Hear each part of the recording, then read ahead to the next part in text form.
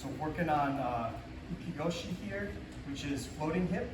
So it's not quite as deep as O Goshi. I don't use the same hands though here. Put your hips underneath. So I'm gonna do the same step across and pull right here. And I'm gonna drop my hand and come around to cut the hip.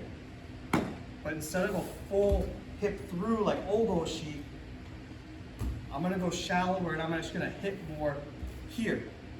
And then I'm gonna spin the person to flip over my hip a little shallow. So Uki Goshi is floating hip. So I'll do one and then we'll break it down a bit. Pull. So you can see how it's not fully across. Like O Goshi's major hip, so I'm loading them up across more. This one definitely emphasizes, I think, the cupping pressure here. So I want to put them onto my hip, but I don't need to put my hip all the way across. Got to really use my hands. So as I step back, this is pulling, and this will glue them onto my hip.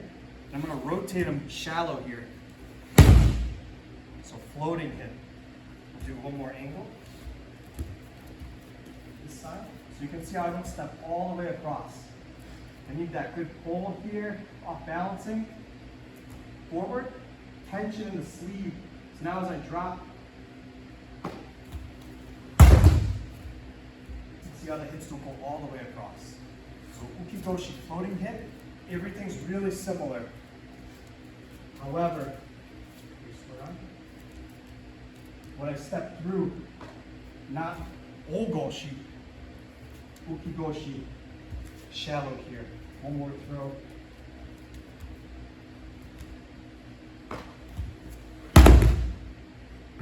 So you can see it's a shallower hip, floating hip, Uki Goshi.